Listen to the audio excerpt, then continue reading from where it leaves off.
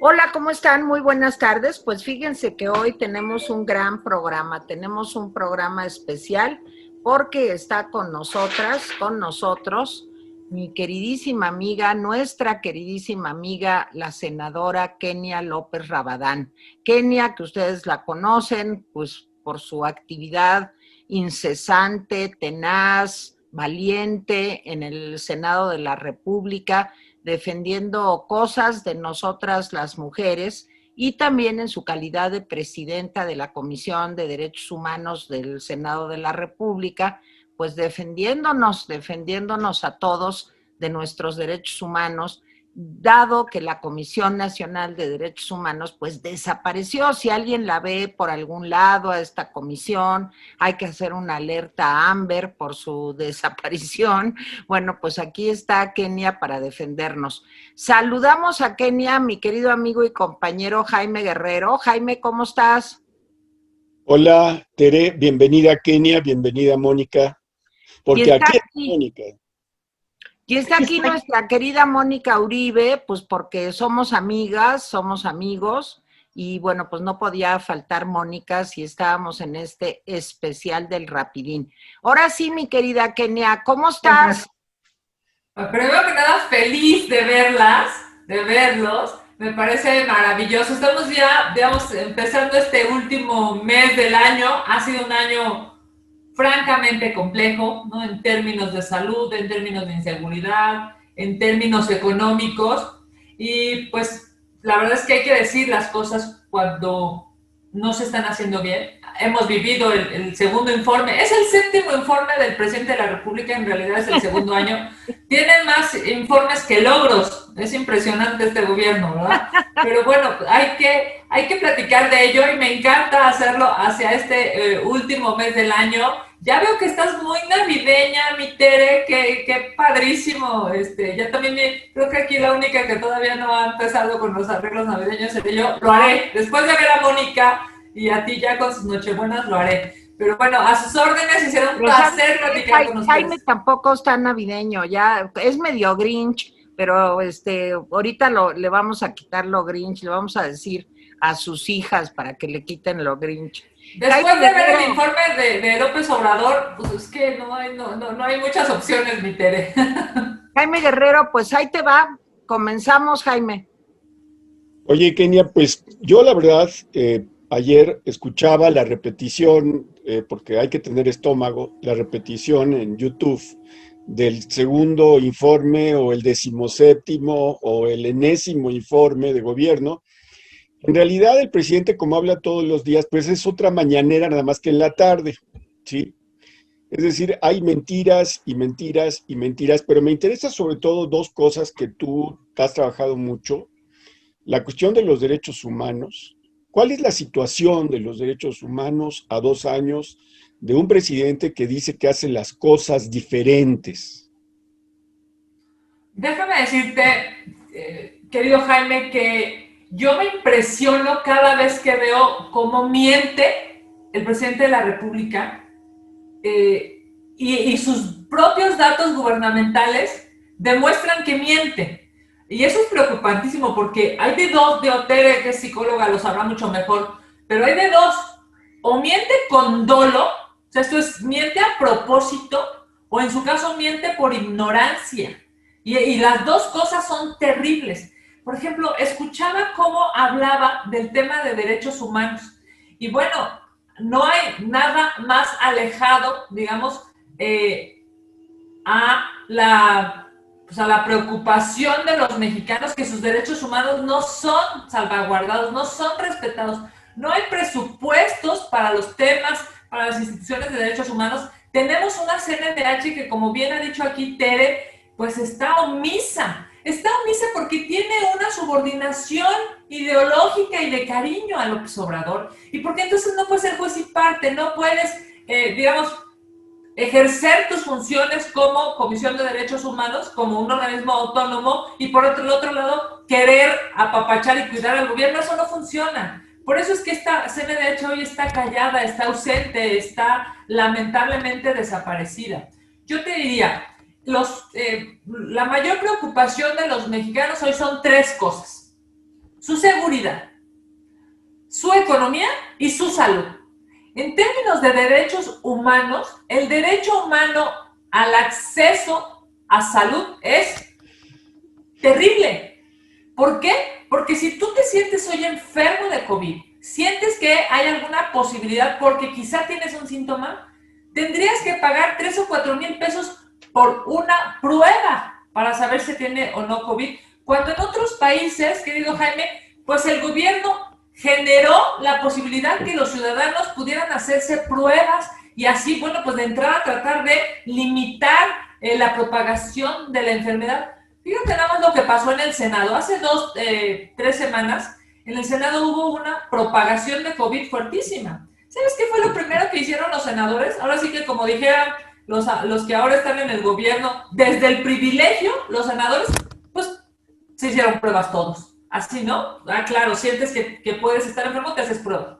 ¿Por qué los senadores sí se pueden hacer pruebas y por qué millones de mexicanos no se pueden hacer pruebas? Por algo muy elemental, porque López Obrador no quiso.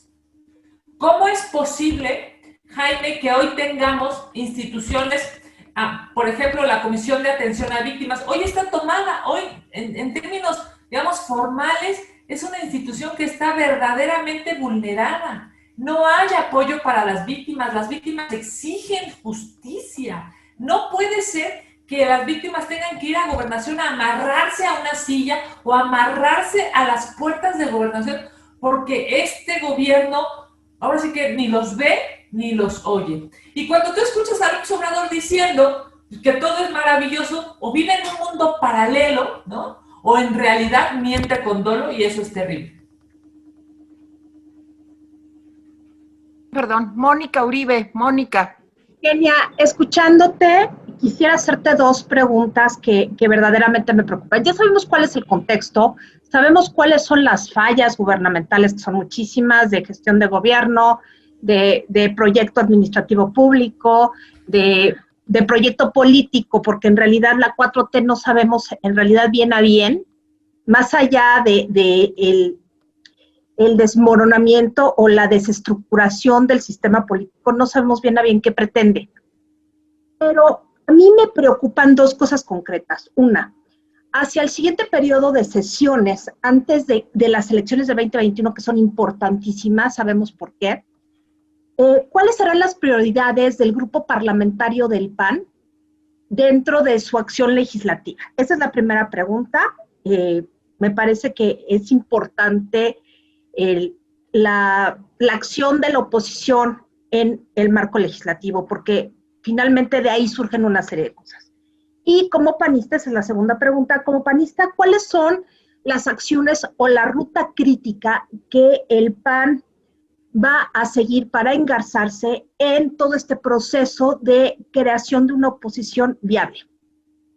Mira, primero, Moni, el 2021 va a ser un año económicamente terrible. O sea, me refiero a, estamos en una etapa internacional lamentable y en México todavía se acrecenta más por la falta, digamos, de entendimiento gubernamental, la falta de administración pública, la falta, digamos, de expertise en el poder ejecutivo y claramente, pues, me parece que será obligado para la oposición, para el Partido de Acción Nacional, poner énfasis en cómo ayudar a recuperar económicamente este país. Porque habremos ya salvado, esperemos, ¿no?, la parte, digamos, de tener una vacuna, teóricamente a principios del año, quizá primer trimestre del año la tendremos. Una vez salvado el tema de salud, tendremos que ocuparnos del tema económico. Nosotros hemos presentado 2 propuestas trascendentes.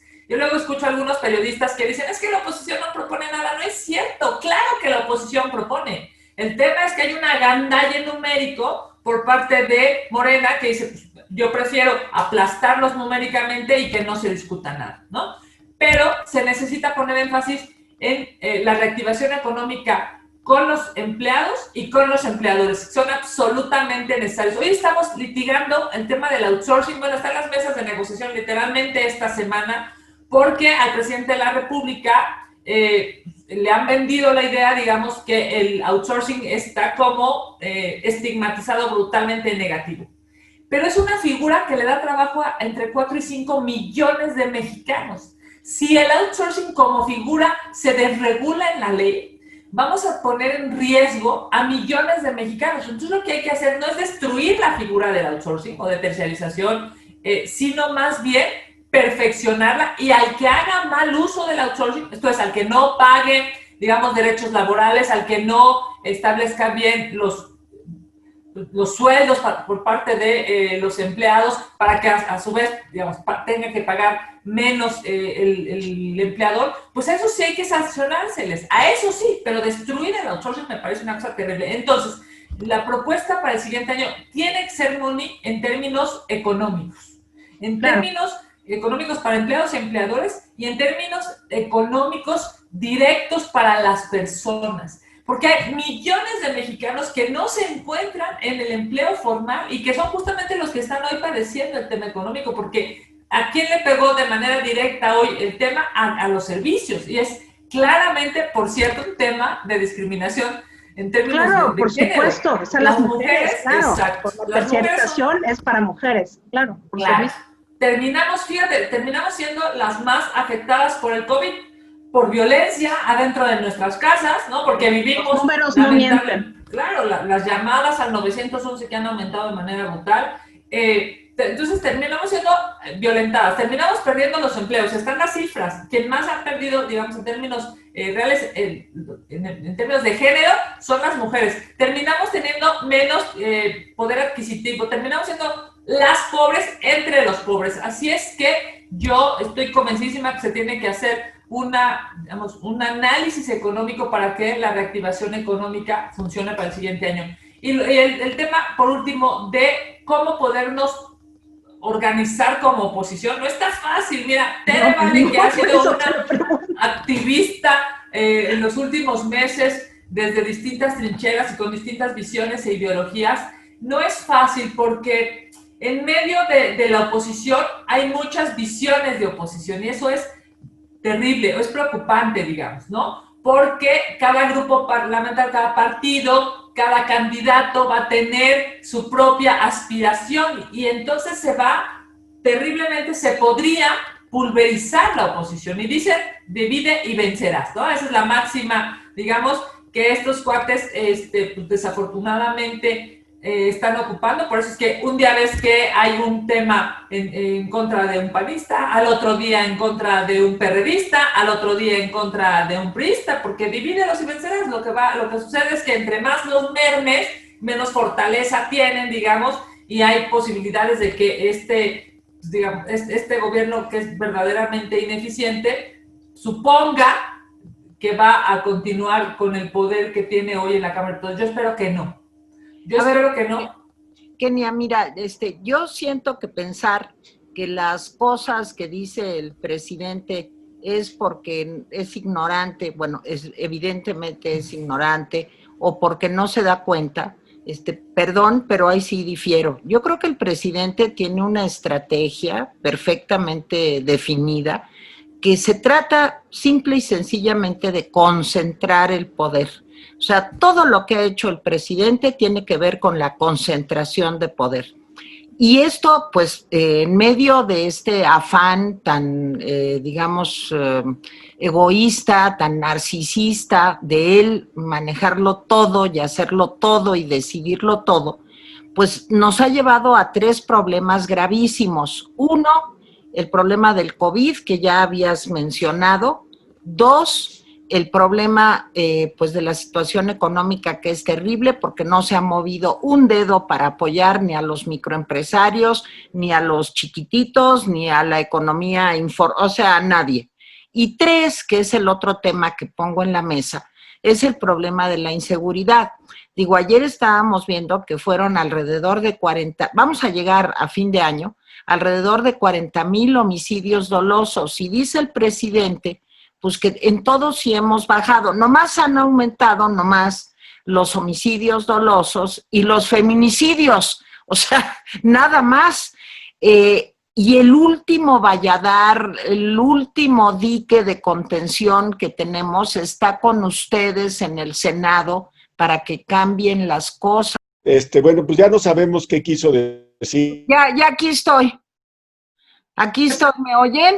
Perfecto. Sí, perfectamente. Adelante. ¿Cómo le vamos a hacer para en las elecciones del 2021, no solamente que exista este límite en el Senado, sino que en la Cámara de Diputados cambie la correlación de fuerzas y poder evitar que estos problemas continúen creciendo, Kenia? Yo creo que ese es el objetivo número 1, es cambiar la conformación de la Cámara de Diputados. ¿Cómo lo ves? Sin duda, a ver, sin duda, ese es el objetivo que debería ser como una prioridad para cualquier persona que no esté de acuerdo con las aberraciones de este gobierno. Que el 2021 haya contrapesos en la Cámara de Diputados, que no tengan una mayoría aplastante como la tienen ahora, o una sobrerepresentación a través de los otros grupos parlamentarios satélites.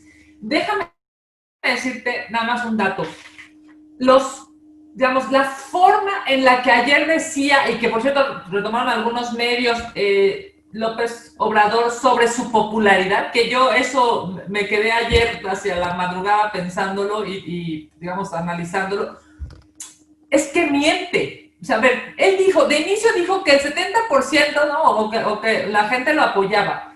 Miente porque no es cierto que tenga esa popularidad, digamos, abrumadora. Tiene la misma que tenía Calderón y la misma que tenía Fox a estas alturas del partido. O sea, a los 2 años de Calderón y a los 2 años de Fox, tiene la misma popularidad. Es más, depende de qué encuestadora estamos hablando, pero en algunas incluso tiene hasta menos.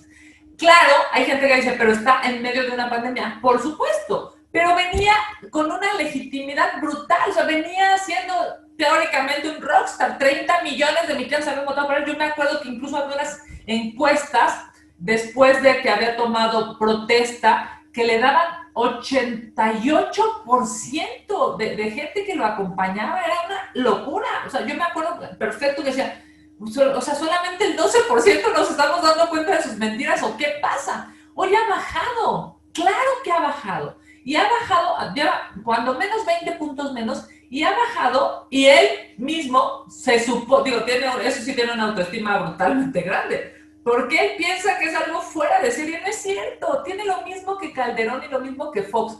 A estas alturas Peña ya había dado, digamos, un deceso importante, pero entonces digamos, hay que entender que lleva 2 años, hay que entender que lo mismo le pasó a los otros 2 expresidentes de la República, y hay que entender también que, digo, afortunadamente falta de aquí a las próximas elecciones para que la gente se siga dando cuenta de lo ineficiente de este gobierno. Solamente para cerrar, decirte, la prioridad tiene que ser el 2021 y ganar diputaciones federales. Me parece que esa tendría que ser para cualquiera, me refiero panistas, de MC, del PRD, del PRI, de cualquier partido que sea oposición. Los partidos que están haciéndole, digamos, pues caravana, ¿no? De estos partidos satélite, el Verde y el PS, esos partidos seguramente van a seguir apostándole a estar con él en términos electorales, y yo creo que hay millones de mexicanos que están hartos y cansados de lo que está pasando, y es justamente en la elección en donde se tendrá que, pues, compensar un poco lo que está pasando. No, perdón, no es una última cosa. No es lo mismo López Obrador en la boleta que López Obrador no en la boleta, así. O sea, hubo este año elecciones en donde se ganaron diputados federales, senadores, en 2018 por Morena, y en este año no ganaron nada. Claramente la gente puede diferenciar mejor en una elección intermedia por 2021. Por eso aferrado siempre a querer estar en la boleta. Jaime.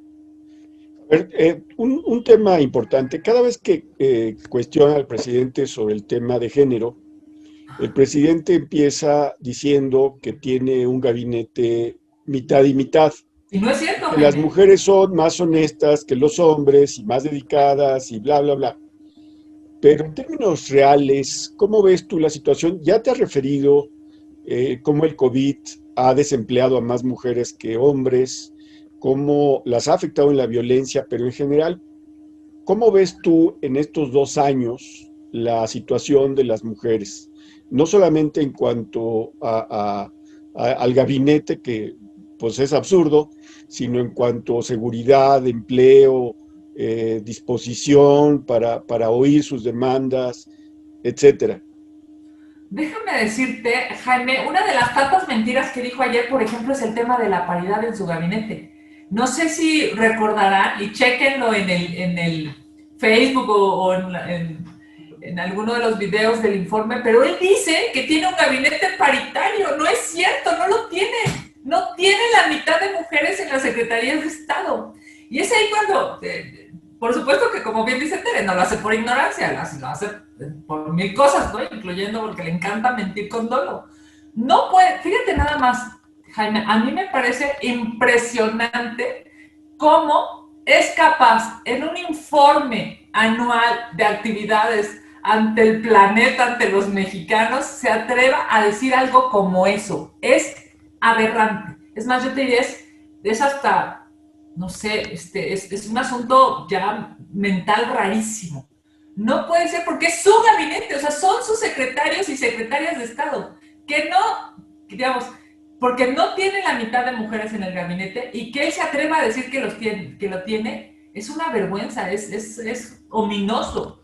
Y tiene que ver con esta lógica, digamos, de discursar de un mundo paralelo, o sea, de decir cosas en donde él se las cree, se las compra, pero la realidad es otra. Yo creo, Jaime, que es justo lo que le pasa en la misma tónica de los temas de mujeres, ¿no? O sea, él nunca se ha considerado feminista porque está contra su estructura mental. Es un político de los 70s. Para él el tema digamos, de no entender la lucha feminista se ve claramente en los presupuestos, se ve claramente en cómo ejerce autoridad sobre muchas mujeres que no toman decisiones por sí mismas y que además, desafortunadamente, muchas de ellas, por cierto, eran flamantes feministas hace años, ¿no? Yo las recuerdo perfecto. Uy, bueno, decían que casi si la cuarta transformación no era feminista, no era cuarta transformación, y hoy vemos que están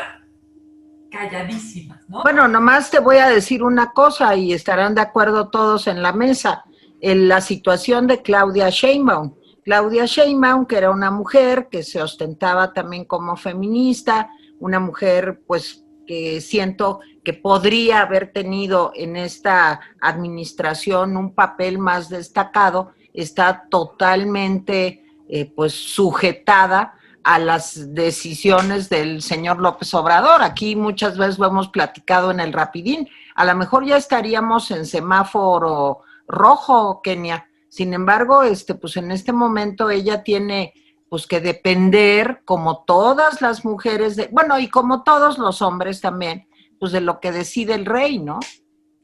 Claro, bueno, ha tenido que salir Claudia Sheinbaum a defenderlo sobre lo dicho por la OMC, ¿no? Por Tedros, que ha dicho, pues es que México se tiene que tomar en serio la pandemia, Tere. Y es increíble que el discurso, digamos, de la OMC, ahora resulta que dice Claudia Sheinbaum, pues que no está de acuerdo. Pues es que no es que tenga que estar o no de acuerdo, es que es real lo que está diciendo la OMS, es que México... La OMS, perdóname, la OMS no se está tomando en serio la pandemia. A ver, ¿cuándo hemos visto claramente una política pública para que haya cubrebocas?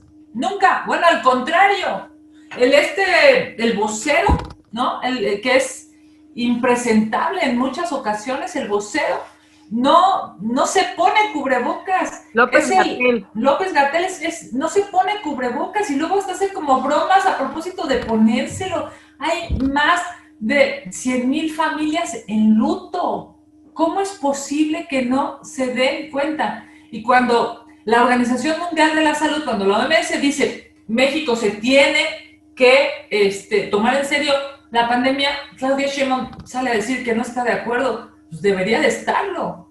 Debería estarlo porque además justo la Ciudad de México es una de las ciudades más contagiadas y con más muertes en este país. Claro, es un tema de densidad poblacional, claro, es un tema de la forma en la que en la Ciudad de México vivimos, ¿no? En términos de cercanía, pero no puede ser que haya una subordinación ideológica tan alta al López Obrador que no sean capaces de reconocer que incluso lo que dice la Organización Mundial de la Salud es tan importante como para podérselo plasmar y transmitir a los capitalinos. Eso es una cosa terrible. Y Mónica, bueno, yo quisiera, este tema del manejo del COVID creo que es uno de los grandes fallos de López Obrador. Quizá es el más grave. Es el más grave en términos de que esto condiciona la parte económica y también condiciona la parte política. Y dado este contexto, Kenia, ¿cómo ves que se vayan a desarrollar los procesos electorales en los 15 estados que van a cambiar de gobernador? ¿Cuál es tu predicción y tu perspectiva de quién pueda ganar? Si la oposición se puede fortalecer en estos estados, ¿qué puede pasar? ¿Qué crees tú de esto? yo creo que hay estados históricamente signados por un partido, ¿no? Y ahora a eso me parece que es a lo primero a lo que tendríamos que ir. Por ponerte un ejemplo, hay estados que están liderados desde hace ya muchos años por unos por el PAN, otros por el PRI, otros tienen alguna ascendencia con Morena. Yo creo que cada estado va a tener una lógica distinta. Primero, porque el López Obrador no va a estar en la boleta. Eso significa que quien puede generar empatía, simpatía, afecto, va a ser el candidato o la candidata. Y por eso es importantísimo poner buenos candidatos. Porque vas a tener la posibilidad de, digamos, de comparar, ahí sí, como ciudadano, de comparar a un candidato versus otro, dependiendo del perfil de cada uno. Los partidos tienen que ser absolutamente inteligentes y minuciosos en cada perfil que pongan, sobre todo en las candidaturas a las gubernaturas, porque estamos hablando de la posibilidad de confrontar personajes. Hay claramente personajes que llevan años haciendo política y que tienen un montón de historia. Me refiero en positivo o en pésimo o en negativo. Yo creo que ese es lo primero, Mónica, que los partidos políticos sean suficientemente inteligentes para no poner impresentables. O sea, primero que nada, para no poner, ¿no? Alguien que, a mí me impresiona, por ejemplo, algunos aspirantes que dices, oye, a ver, y tú googleas quiénes son y tienen unas historias de terror y hay unos videos terribles en términos de cosas que han hecho.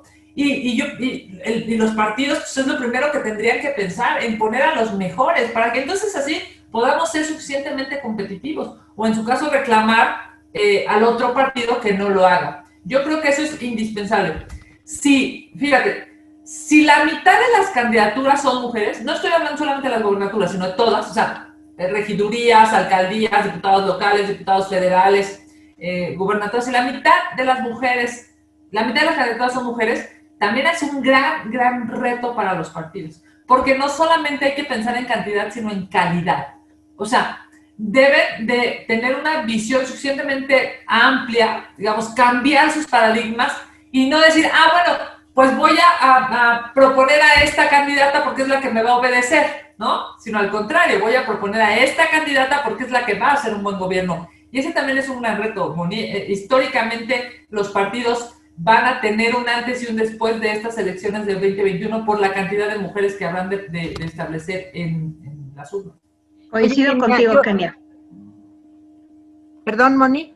Coincido con Kenia en la importancia de la participación de las mujeres en esta elección y de elegir buenos candidatos para solidificar a la oposición. Incluso no sé cómo se va a plantear esto, el de votar por el candidato que esté mejor posicionado de la oposición, independientemente de partidos. Es algo que se dice, no sé qué es lo que vaya a pasar. ¿Tú qué piensas de esto?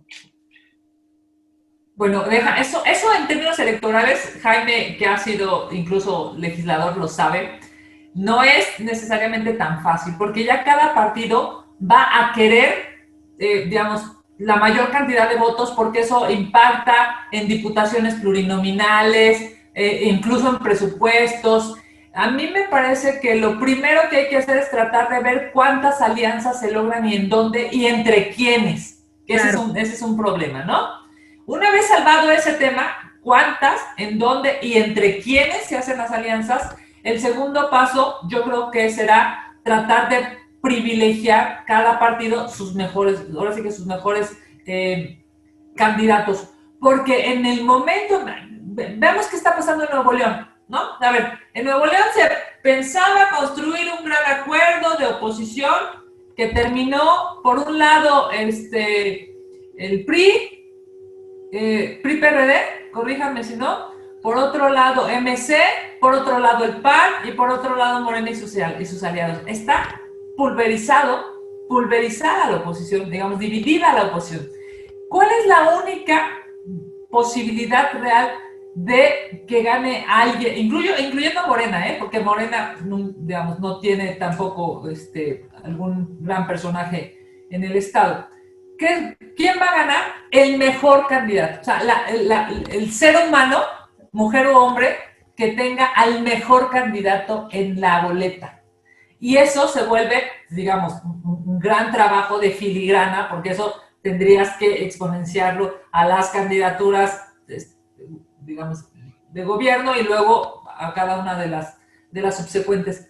A mí me parece que va a ser muy complicado. Ya estando en la urna, cada candidato o cada partido va a querer sacar su mejor votación. Por eso lo mejor es prever las alianzas, los frentes o los acuerdos previos electorales, para que así incluso la distribución de votos, de presupuesto, de plurinominales se haga conforme a la ley. Por eso es que, te decía yo, divide y vencerás, ¿no? Entre más afectan, digamos, entre más violentan día a día a algún partido, pues se vuelve más complicado.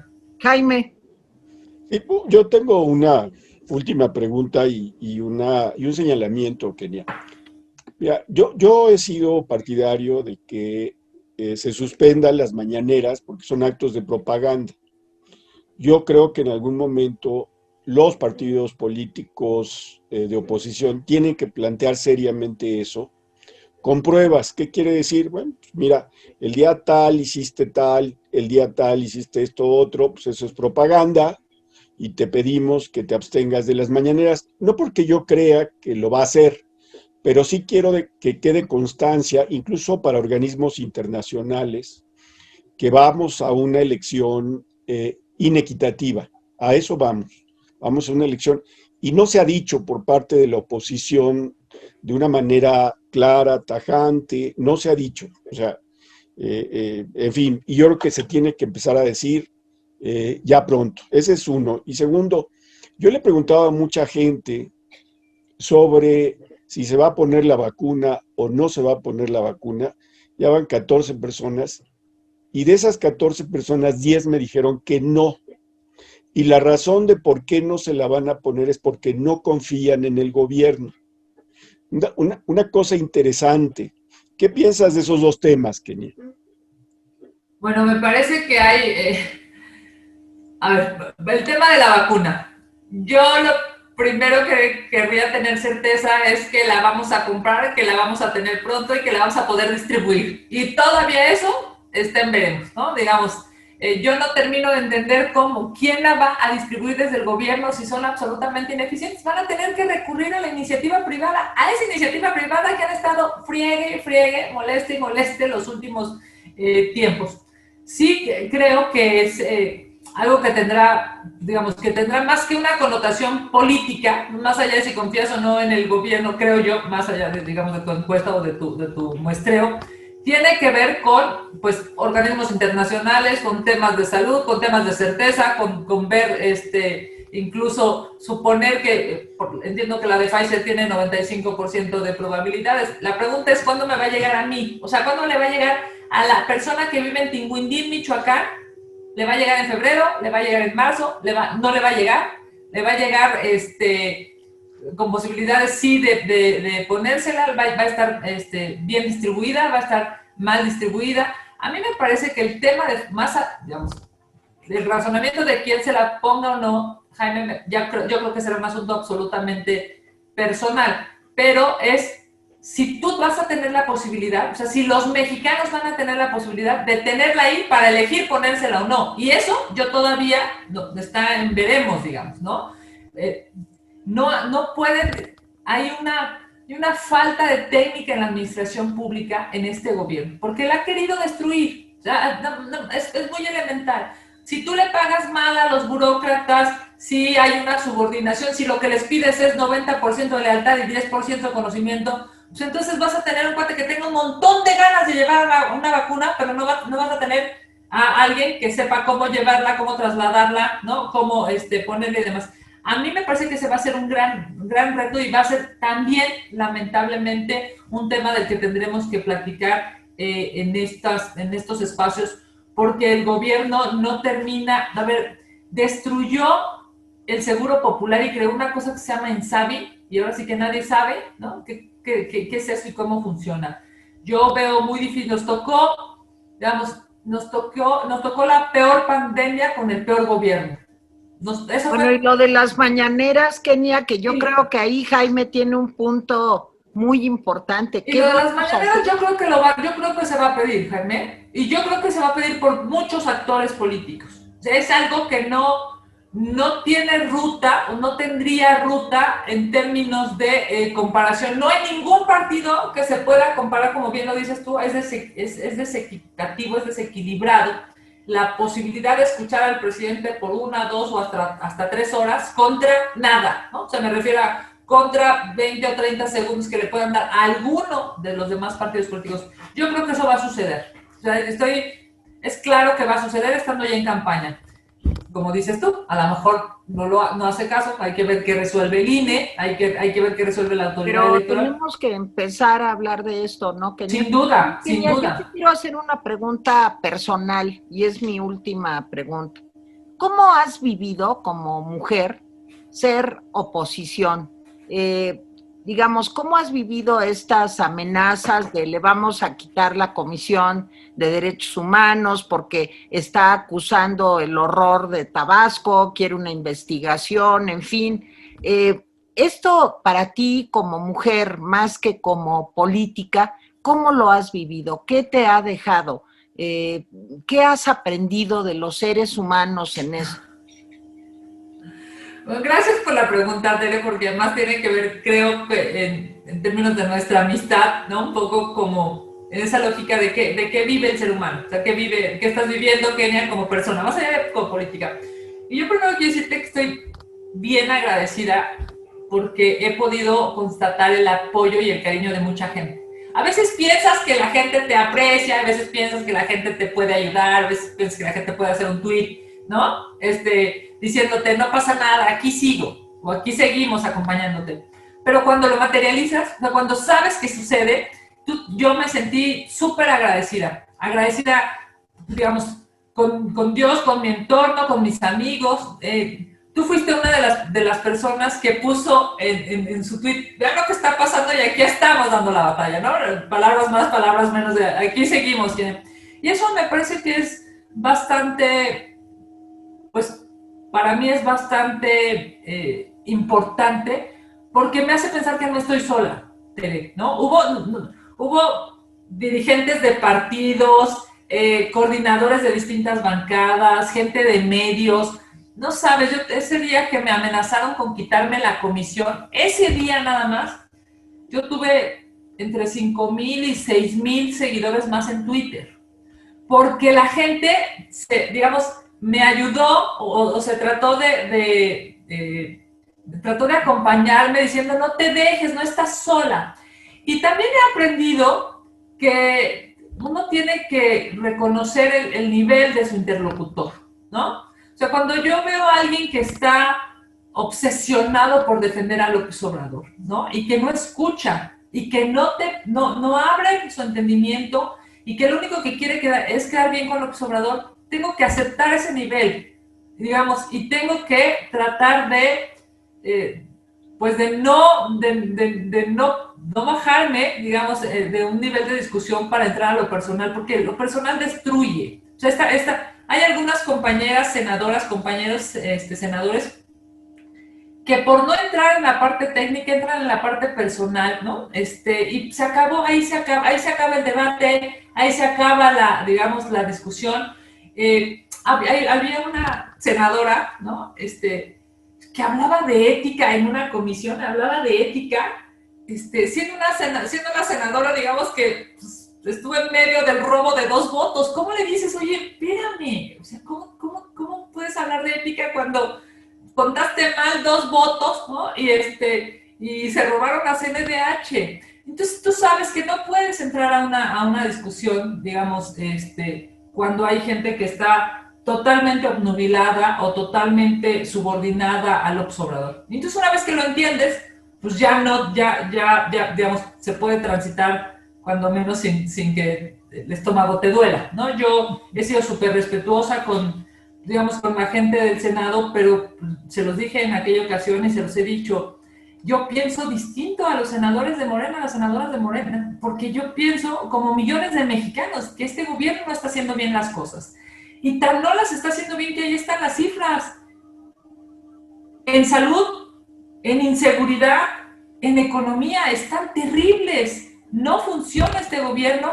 Y bueno, si a alguien le cree, ahora sí que mal por él, pero hay que seguir evidenciando. Ahora sí, como dices, en el tema de Jaime, hay que seguir diciendo, o hay que decir que las mañaneras pues son absolutamente inequitativas. Hay que decirlo. Puede ser que haya una definición sobre el tema o no, pero hay que decirlo, porque si no pareciera que hay un monólogo en este país, ¿no? Y que hay una sola visión y que hay digamos, que estamos viviendo sobre rosas, y no es cierto. Cuando escuché ayer el informe del presidente de la República, de verdad vive en un mundo paralelo y hay que decir las cosas que están mal. Las adjudicaciones directas se han dado 77% de adjudicaciones directas, es una locura. Eso en otra administración hubiera sido tachada de corrupción, de opacidad, ¿no? De falta de reglas. En este gobierno, mira, nadie del gobierno es autocrítico. El tema de inundar a los más pobres en Tabasco es inhumano, es clasista, es inhumano. En ningún régimen anterior algún presidente lo había hecho, y además se había atrevido a decirlo y a subirlo a sus redes sociales. El señor tiene que saber que esas cosas están mal. Él hace 13 años denunció igual por las inundaciones de Tabasco en aquel momento el presidente Calderón. Ahora que es gobierno, se le olvidó todo. Vive, digamos, en una antes y un después, siendo oposición y ahora siendo gobierno. Mónica, una pregunta final. Bueno, creo que has dado en el punto, Kenia, con respecto a la gestión de gobierno de López Obrador. Llegó con una legitimidad de origen impresionante, pero creo que la clase política tendría que estar pensando en cómo deconstruir el discurso presidencial. Si sabemos precisamente lo que tú dijiste con respecto a tus compañeros senadores, que mueren por defender a López Obrador, aunque esté en contra quizá de ellos en lo íntimo, en contra de la lógica y en contra de quienes lo eligieron, porque finalmente muchas políticas públicas que se han decidido en el Senado, realmente está en contra del Estado mismo al que se supone que representan, y tiene más que ver con los intereses presidenciales. ¿Cuál es, o más bien, cuál sería tu consejo, un consejo como general, para todas las personas que deseen incorporarse o analizar lo político, o militar en un partido, o tener una actividad política? ¿Cuál sería tu consejo para transitar en este momento en donde la coyuntura y la correlación de fuerzas finalmente favorece al partido en el gobierno, pero favorece en encuestas, estas encuestas que sabemos que no pueden ser ciertas, pero sabemos que existen y que hay mucha gente que apoya al presidente? ¿Cuál sería tu consejo? en resumidas cuentas. Mi consejo, Moni, es que nada es para siempre, y menos en política. Nada, ¿no? O sea, el PRI llegó y estuvo décadas y se fue. El PAN llegó y se fue, y Morena se va a ir.